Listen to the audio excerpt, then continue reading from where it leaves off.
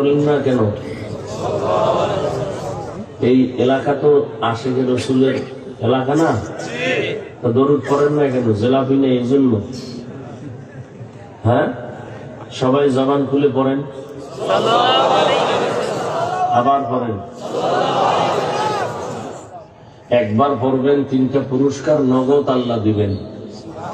প্রথম পুরস্কার 10টা গুনাহ মাফ হয়ে যাবে, দ্বিতীয় পুরস্কার 10টা ন্যায় আমল নামায় যোগ হবে, তৃতীয় পুরস্কার আল্লাহর আদালতে মর্যাদা 10 গুণ বেড়ে যাবে। 10টা গুনাহ যে মাফ হলো, ওই 10টা গুনাহ আল্লাহ নেক দ্বারা পরিবর্তন করে দিবেন। বেশি বেশি দরুদের আমল করেন। আল্লাহর কাছে কি পেশ করবেন জীবনে? আল্লাহ যদি জিজ্ঞেস করেন জীবনে যত অপরাধ করেছো সব মাফ, ছোট একটা আমল আমাকে দেখাও যেটা আমার জন্যই করেছে। আমার তো মনে হয় না কেউ কোনো আমল নেই আল্লাহর কাছে দেখাতে পারবে। আমরা যে নামাজ পড়ি, জিকির আজকার করি, তেলাওয়াত করি, এগুলো তো সব রিয়ায় ভরা, কিবিরে ভরা। এই আল্লাহর কাছে এগুলো পেশ করা যাবে। একনিষ্ঠতার সাথে আল্লাহর জন্য কি এমন কোন আমল করেছেন যেটা আল্লাহকে বলতে পারবেন যে আল্লাহ করেছে? আর যদি বলতেই পারেন একুরেট ভাবে, ছোট একটা আমল দেখাইতে পারলেও আল্লাহ তাকে জান্নাত দিয়ে দিবেন। আল্লাহ আমাদেরকে বেশি বেশি দরুদের আমল করার তৌফিক দান করেন।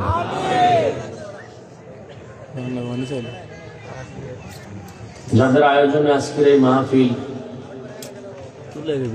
বিশেষ করে এখানে মিজানুর রহমান কবিরা সাহেব, তার অক্লান্ত পরিশ্রমের মাধ্যমে আজকের এই ফুলের বাগান, আপনাদের সার্বিক সহযোগিতা,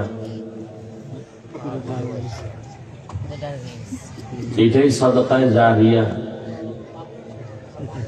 আয়োজনকারী, সহযোগিতাকারী, দান সত্তাকারী, সার্বিক সহযোগিতা যেভাবেই করেছেন আল্লাহ সবাইকে কবুল করেন, আমিন। অনেক উলামায়ে কেরাম আলোচনা রেখেছেন। আপনাদের কুমিল্লার প্রিয় মানুষ আনিসুর রহমান আশরাফি সাহেব দামাত বারাকাতুহুম সুন্দর আলোচনা করেছেন। আরো অনেক উলামায়ে কেরাম, আল্লাহ উলামায়ে কেরামের কথাগুলো আমাদের সবাইকে সহি তরিকায় আমল করার তৌফিক দান করেন।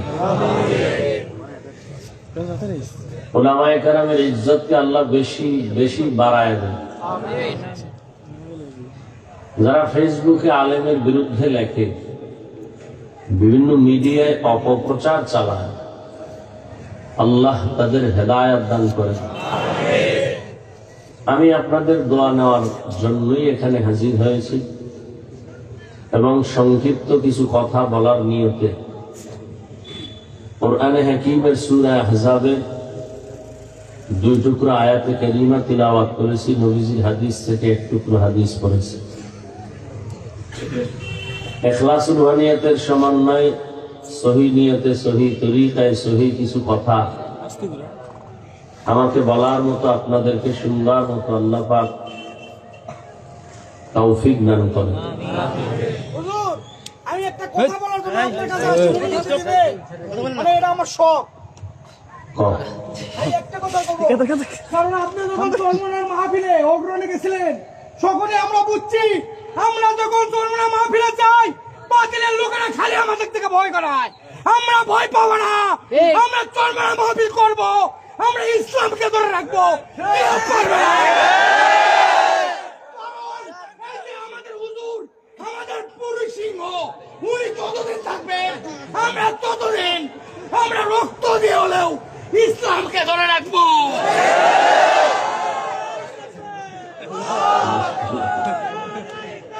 তুমি আমার আইন ওয়াজ করছেন, হুজুর বাতিল না চাই না, আমরা এটা করি, আমরা চলে না হুশিয়ার মুতার বাড়ি গেবে। মাশাআল্লাহ,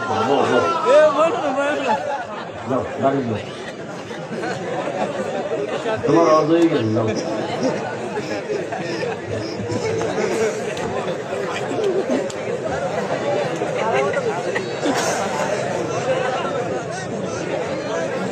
আল্লাহ তো আল্লাহ পাক বলেন, ইয়া আইয়ুহাল্লাযীনা আমানুত্তাকুল্লাহ, হে দুনিয়ার মুমিন, তোমরা আল্লাহকে ভয় করো তথা তাকওয়া অর্জন করো। আকুলু কওলান সাদীদা, জবানের দ্বারা যা বলো সঠিক সত্যশালীন ভাষায় বলো। কি লাভ হবে? ইউসলিহ লাকুম আ'মালাকুম, বিনিময় তোমাদের জিন্দেগীর সমস্ত আমল কবুল হয়ে যাবে। ওয়া ইয়াগফির লাকুম যুনুবাকুম, জীবনের সব গুনাহ আল্লাহ মাফ করে দিবেন। ওয়া ইউতি'িল্লাহ ওয়া রাসূলাহু, যে ব্যক্তি আল্লাহ এবং রাসূলের ইতাআত করবে, ইত্তেবা করবে, অনুকরণ করবে, ফাকাদ ফাযা ফাওজান আযীমা, অতঃপর তাদের বিজয়টা হবে চূড়ান্ত বিজয়, অর্থাৎ সে বিনা হিসাবে জান্নাতে যাবে। নবীজি বলেন, মাইয়াজমান লি মা বাইনা লাহইহি ওয়া মা বাইনা রিজলাইহি আজমান লাহুল জান্নাহ, হে উম্মত, যদি দুই জিনিস হেফাজতের জিম্মা নাও, আমি রাসূল তোমাকে জান্নাতে নেওয়ার জিম্মা নেব। প্রথম জবানের হেফাজত করো, দ্বিতীয় লজ্জাস্থানের হেফাজত করো। নবীজি বলেন, এই দুই জিনিসের হেফাজত যারা করবে, আমি রাসূল তাকে জান্নাতে নেওয়ার জিম্মা নিলাম। আয়াত এবং হাদিসের মূল আলোচনার বিষয়বস্তু জবানকে হেফাজত করা, জবান কন্ট্রোল করার জন্য আল্লাহ বলেছেন, নবীও বলেছেন। জবান কন্ট্রোলের কথা কেন আল্লাহ বললেন?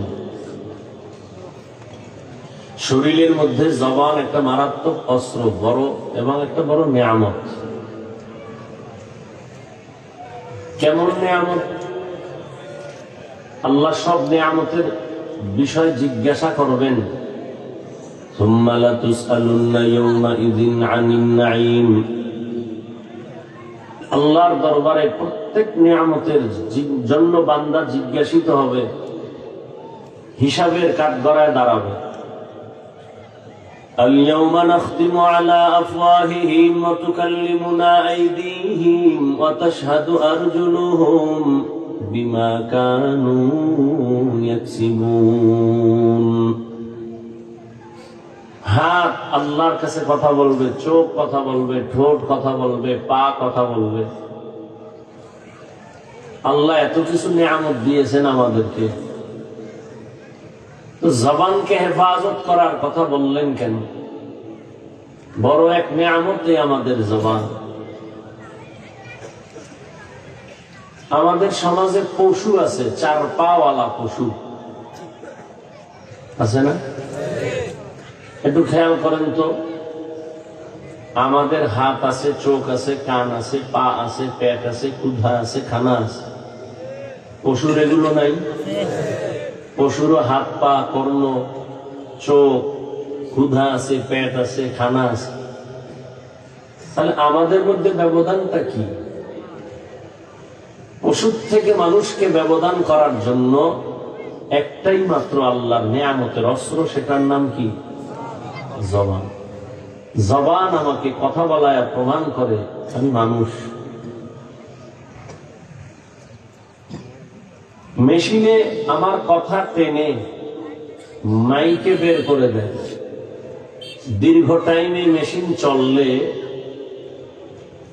আগুন লেগে যায়।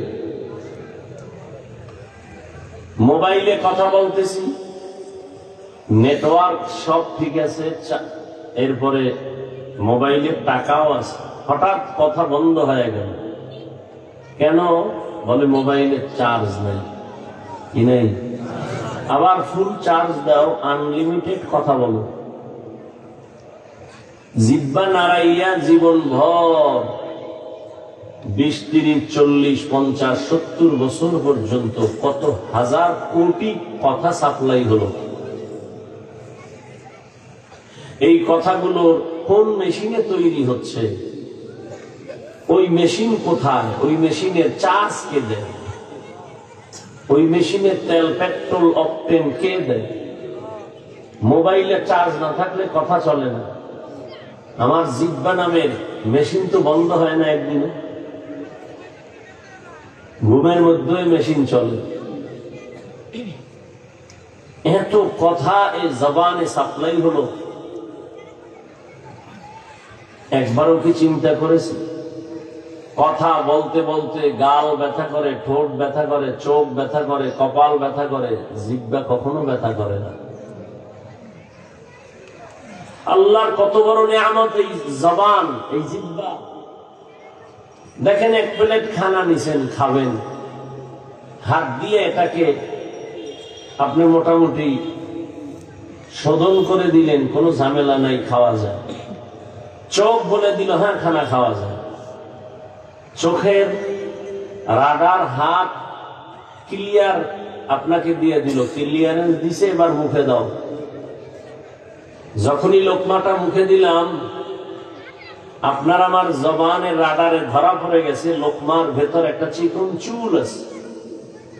হাত এটা ধরতে পারেনি, চোখ পারেনি, জিহ্বায় ধরাই দিছে। এমন এক নিয়ামত আল্লাহ দিছেন। হাত বলতে পারে না সামনের খানাটা বা ফলটা মিষ্টি, টক না ঝাল। চোখ বলতে পারে না, নাক বলতে পারে না, জবান বলে দেয়। একটা ফল খাচ্ছেন একই টাইমে, একটার মধ্যে টক ঝাল মিষ্টি আছে, জিহ্বায় বলে দেয় একই টাইমে। এটা আলাদা আলাদা না, এটা টক, এটা এরপরে মুখে দাও ঝাল, এরপরে দাও মিষ্টি, না একত্রে দাও। কতটা স্বাদ আছে ওই জিনিসের মধ্যে, বস্তুটার মধ্যে, কেউ বলতে পারে না, জবান বলে দেয়। এত বড় এক নিয়ামত।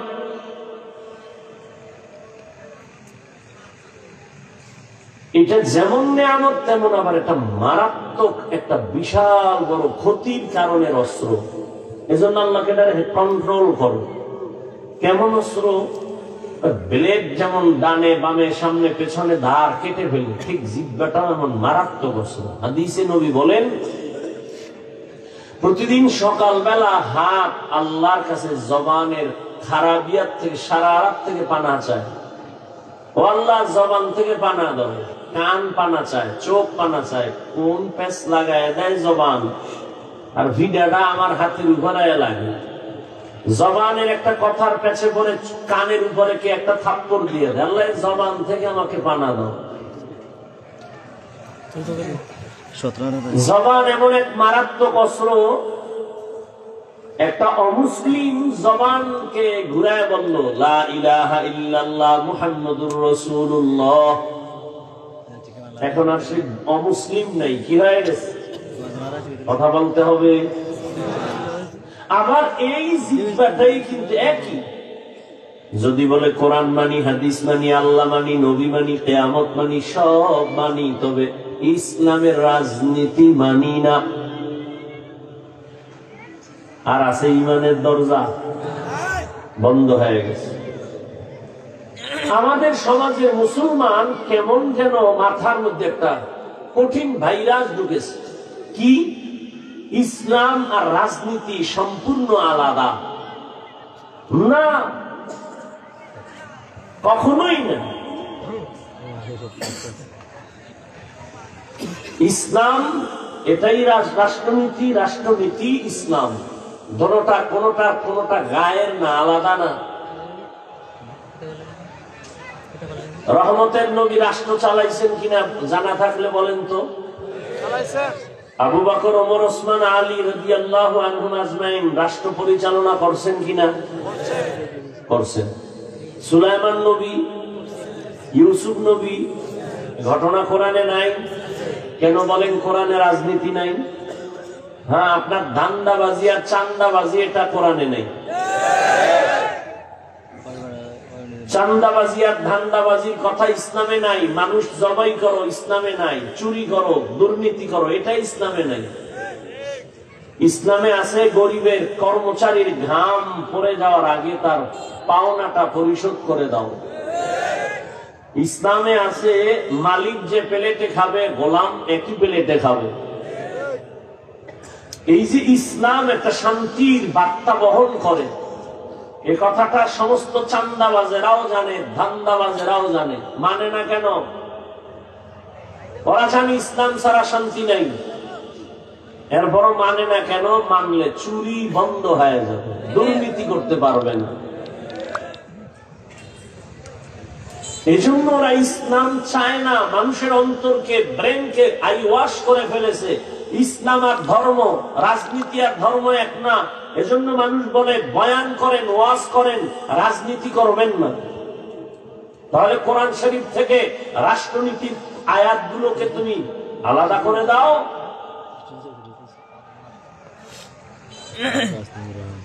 20 বছর ডাউলের পানি, আটার রুটি কষ্ট করে খাইয়া 24টা ঘন্টা কোরআন আর হাদিস নিয়ে রিসার্চ করলাম। এরপরে আল্লাহ জায়গায় বসাইলেন, এখন বয়ান শিখায় একটা বেনামাজি সুদখোর এভাবে বয়ান করে। এর মানে কি? শিয়ালের হাতে মুরগি দিয়ে বলে 3 দিন আমানত। শিয়াল বলে দোয়া চাই, মা চাই, 3 দিন কেন, একদিনও না। জিন্দা কেন, মরাও ফেরত দিতে পারবো না, দোয়া চাই। শিয়ালের হাতে মুরগি দিলে যা হয়, ধর্মের চাবি সুদখোর আর বেনামাজির হাতে দিলে তো তাই হবে। দিছে কারা? জিব্রাইল। সুদখোর বেনামাজির হাতে ধর্মের চাবি কে দিয়েছে? বলেন, সত্য কথা স্বীকার করেন না কেন? আপনারা দিয়েছেন।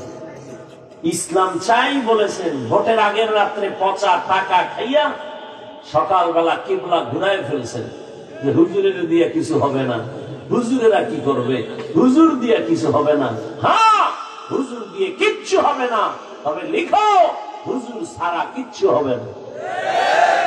ছাত্র জনতার বৈষম্য বিরোধী আন্দোলন সফলতার চাঁদ উদিত হওয়ার পেছনে উলামায়ে কেরামের অবদান অস্বীকারী এ পৃথিবীর নিকৃষ্ট মুনাফিক। উলামায়ে কেরাম আন্দোলনে নামছে না নামে নাই? ছাত্ররা নামছে না নামে নাই? নামছে। কেন নামছে? আমরা ক্ষমতায় যাব। কোন আলেম বলছে উপদেষ্টারে নামাও, আমরা হুজুরেরা বসবো? বলছে? বলে নাই। হুজুরেরা বলছে আমরা ক্ষমতার চেয়ার চাই না, এ জাতিকে জুলুম থেকে বাঁচাতে চাই। যে থাকো চেয়ারে সতর্ক, আবার জুলুম করলে আবার আন্দোলন হবে। মুসলমানের আন্দোলন একদিন না, একবার না, বারবার। মুসলমান জীবন একবার দেয় না, বারবার দেয়। তবে জাতি, তুমি লিখে রাখো স্বর্ণাক্ষরে, প্রয়োজনে 200-300 টাকা খরচ করে একটা ব্যানার করো, রাস্তার মোড়ে মোড়ে টানাও। তোমার জীবনে যত বন্ধু পেয়েছো সব চান্দাবাজ আর ধান্দাবাজ, নিরেট নিঃস্বার্থ তোমার কলিজার একমাত্র আপন বন্ধু উলামায়ে কেরাম। এই জাতিকে নিয়ে উলামায়ে কেরাম যে ভাবনাটা ভাবেন, পৃথিবীর কেউ ভাবে না। সব নিজের চেয়ার নিয়ে ভাবে, দল নিয়ে ভাবে, উম্মত নিয়ে ভাবে, শুধু উলামায়ে কেরাম। উলামায়ে কেরাম নিজের পজিশন নিয়ে ভাবে না। ইমামতি থাক না থাক টেনশন নাই, বয়ান হোক না হোক টেনশন নাই, এ জাতিকে জুলুম থেকে বাঁচাতে হবে।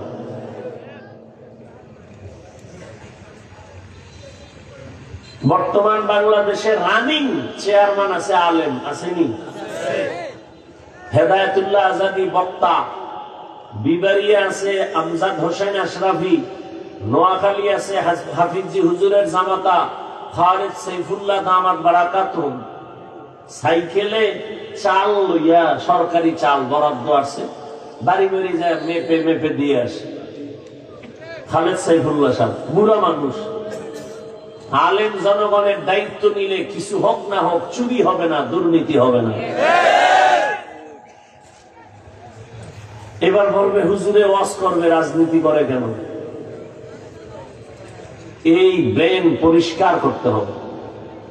এই জমিনে যদি রাষ্ট্রনীতি করে কোরআন দিয়া আলেমরাই করবে, আর কেন করার অধিকার নাই। এই জমিনে জনগণের খেদমতে উলামায়ে কেরাম থাকবে, আর কারো অধিকার নেই। আর অধিকার পাবে কি? মানুষের উপরে জুলুম করে, তার কিসের অধিকার? মানুষের জীবনকে নষ্ট করে, স্বার্থে আঘাত লাগলে দল থেকে নাম কাটে না, কল্লা কেটে দেয়। এর সোনার বাংলার রাজনীতি। আল্লাহ হেদায়েত দান করুন। তো কোন কথা থেকে আসছি এত দূর মনে আছে? জবান। একই জিহ্বা দিয়া বলছে লা ইলাহা ইল্লাল্লাহ, মুমিন। একই জবানে বলছে কোরআন মানি, সব মানি, ইসলামের বর্ণিত রাজনীতি মানি না। বেঈমান হইতে কিছু দরকার নাই। একই জবান অপরিচিত একটা মেয়েকে দুজনের সামনে বলছে তুমি আমার জীবন সঙ্গিনী, রাজি? বলে হ্যাঁ কবুল। দুজন সাক্ষী আছে, বউ হয়ে গেল। এই জবানটাকে নাড়ায়া সেই বউকেই বলে তুমি তালাক, জীবনের তরে বিদায় হয়ে গেল। বিচারপতি চেয়ারে বসে জিহ্বা নাড়ায় ডান দিকের লোকটাকে বলে বেকসুর খালাস, ফুলের মালা নিয়ে বাড়ি। এই জিহ্বা নাড়ায় বিচারক বাম দিকে তাকায় বলে পুলিশকে হ্যান্ডকাপ লাগাও, নিরপরাধ জেলখানায় চলে গেল। কি জবান মারাত্মক অস্ত্র। এটা আমার আগে দৌড়ায়, ঘুমায় আছে, এরপরও চলতেছে এই মেশিন। একজনে ডাকছে এই ঘুম থেকে, কাঁচা ঘুমে ডাক দিছে, এ তো দিছে গালি, কাঁচা গালি, এমন গালি দিছে ও না খায় দু। পরে তোর সাথে কথা নাই কেন, ঘুমের মধ্যে গালি দিলি কেন? আমি তো একটা গালিও দিই। বলে একটা নি, অগণিত গালি দিয়েছ। আমি কি বলেছি আমি জানি না। জিহ্বা কত বড় মারাত্মক অস্ত্র, যেটা আমার আগে অ্যাডভান্স চলে, আমার কন্ট্রোলের বাইরে চলে। আল্লাহ এটাকে কন্ট্রোল করো, নবী কয় কন্ট্রোল করো, জান্নাতে নেওয়ার জিম্মা আমার, তুমি জিহ্বা কন্ট্রোল করো।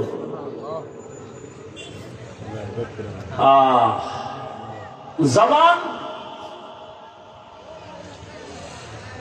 এটা কন্ট্রোল কেমনে করি? হাত অন্যায় করে, এটাকে বেঁধে দিলাম আর অন্যায় করবে না। পা অন্যায় করে, বেঁধে দাও, পা অন্যায় করবে না। চোখ অন্যায় জিনিস দেখে, সামনে মেকআপ লাগাও, কালো চশমা লাগাও, চোখ আর সামনে খারাপ কিছু দেখবে না। কানের ভেতরে পট্টি লাগায় দাও, খারাপ আওয়াজ আর কানে নিবে না। হাত কন্ট্রোল করলাম, পা করলাম, চোখ করলাম, কান করলাম। জবানটারে কেমনে করি? রশি দিয়া বাঁধা যাবে? বলেন, কষ্টে লাগানো যাবে?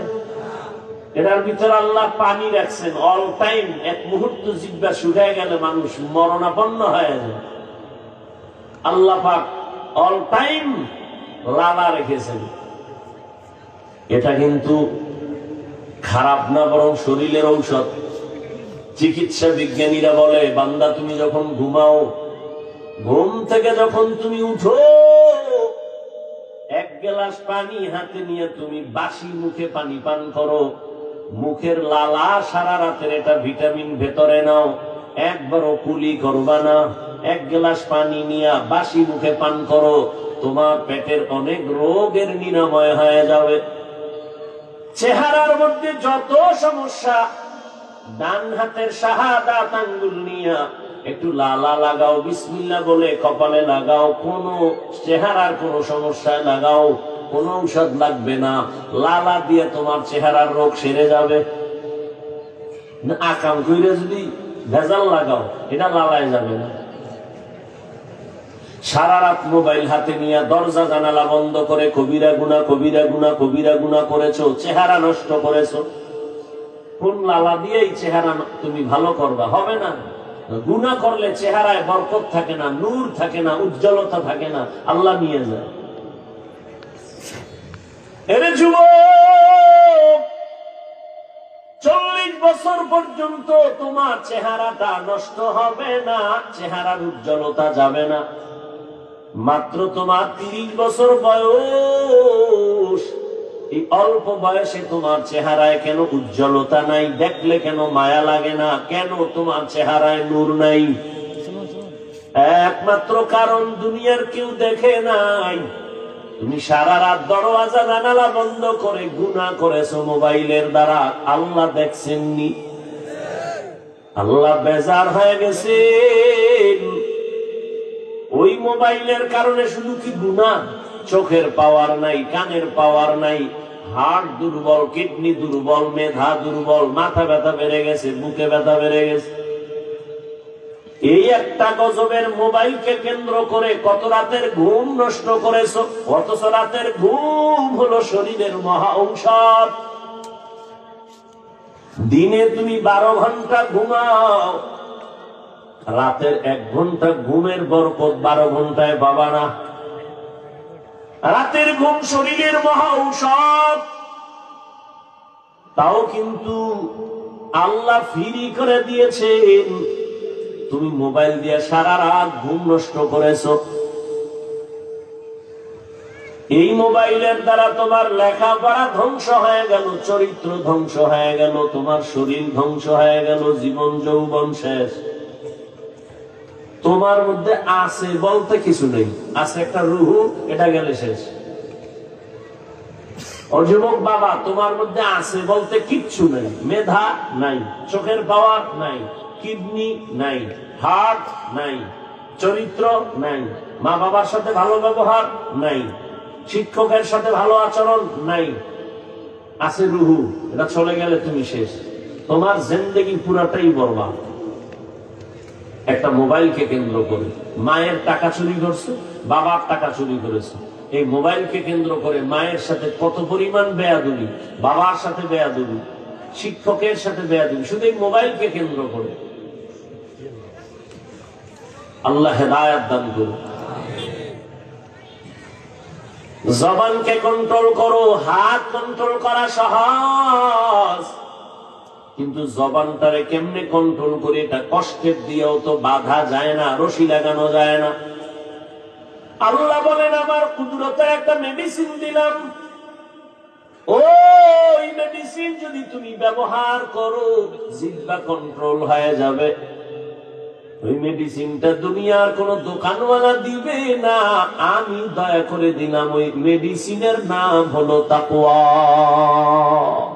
হরকে দারদ খৌফে হকদার দিল মদাম জান্নাতুল মাওয়া দেহাদ ওরা। এই ব্যারাম কি? মরতে যাও না বাঁচতে যাও? কি ব্যারামটা কি? উঠার ব্যারাম থাকলে ঢুকছো কেন? হ্যাঁ, নাটকের প্যান্ডেল মনে করছো? এই প্যান্ডেল তো ওই প্যান্ডেল যে প্যান্ডেলে বসা মাত্র গুনামা।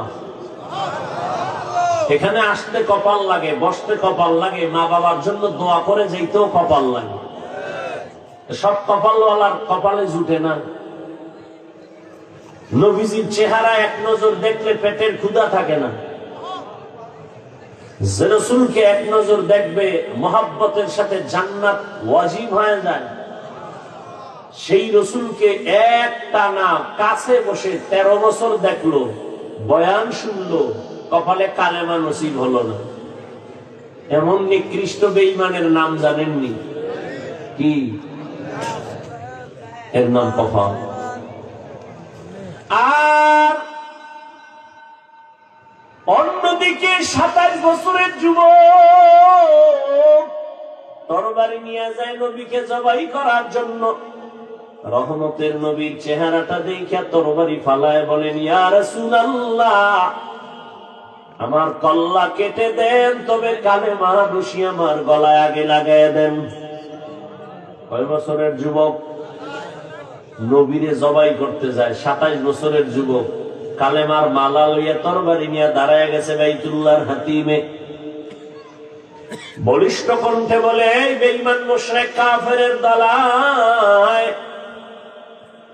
আমার নবীর বিরুদ্ধে একটা কথা বলবি, নবী লাগবে না, আমার তরবারি যথেষ্ট। এর নাম কফাল। 13 বছর নবীর বয়ান শুনলো, চেহারা দেখলো, কালেমা নসিব হয় নাই। আর 27 বছরের যুবক আমার নবীরে জবাই করতে গিয়া কালেমাওয়ালা হয়ে গেল। এর নাম কফাল।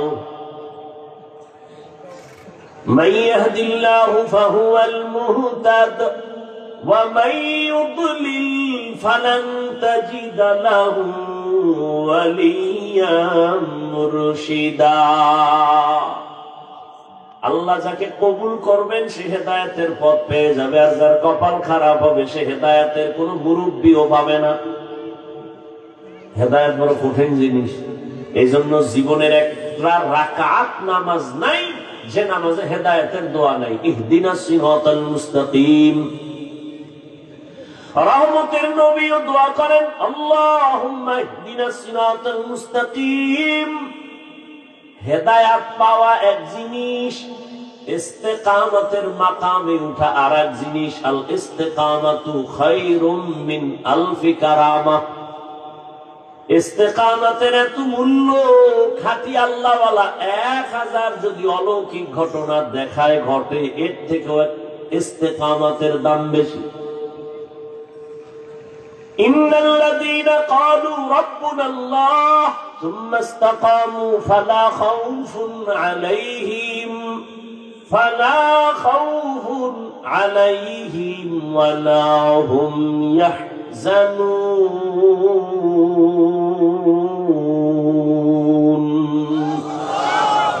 ঘুমাইতেছে আপনাদের? যদি কেউ ঘুমাবো বলে, পৃথিবীর নিকৃষ্ট মিথ্যাবাদী, রাতে কেউ ঘুমায় না, সারা রাত মোবাইলের হক আদায় করে।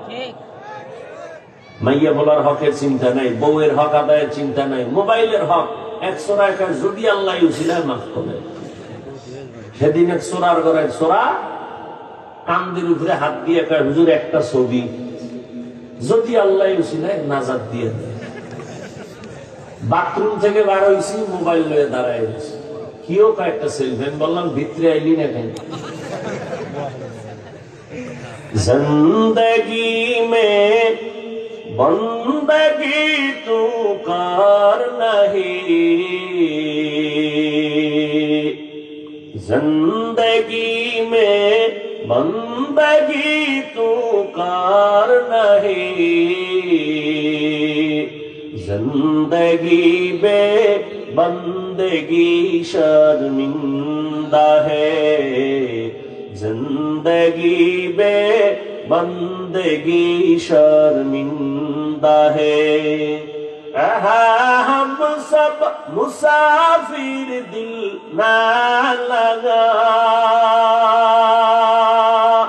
अहले दिल की नजर से रूह करता जा,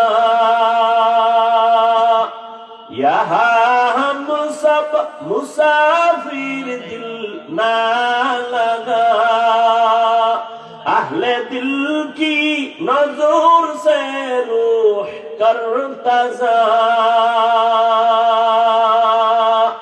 शाह दौलत सब फकीर घर नेक ने है, शाह दौलत सब फकीर घर नेक ने है, जिंदगी में बंदगी तू कर नहीं, जिंदगी में बंदगी तू कर नहीं,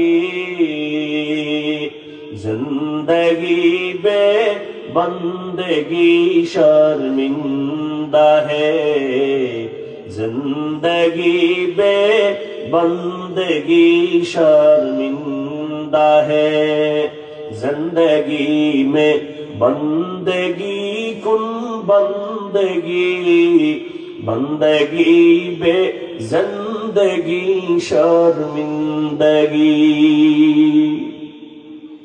या अय्युहल्लज़ीना आमनु इत्तक़ुल्लाह वक़ूलू क़ौलन सदीदा। জবানটাকে তাকওয়ার মেডিসিন দিয়ে আটকায় দাও, জবান কন্ট্রোল হয়ে যাবে। তাকওয়া মানে আল্লাহর ভয়। আমি যদি আপনাকে প্রশ্ন করি, সবাই কারা কারা আল্লাহকে ভয় করেন? সবাই হাত উঁচু করে বলবে হুজুরদের থেকে বেশি ভয় করি।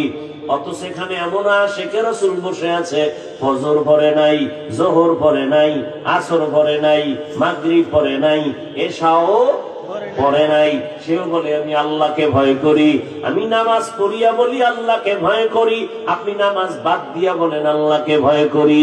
আমি পর্দা করে বলি আল্লাহকে ভয় করি, আপনি পর্দা রক্ষা না করে বলেন আল্লাহকে ভয় করি।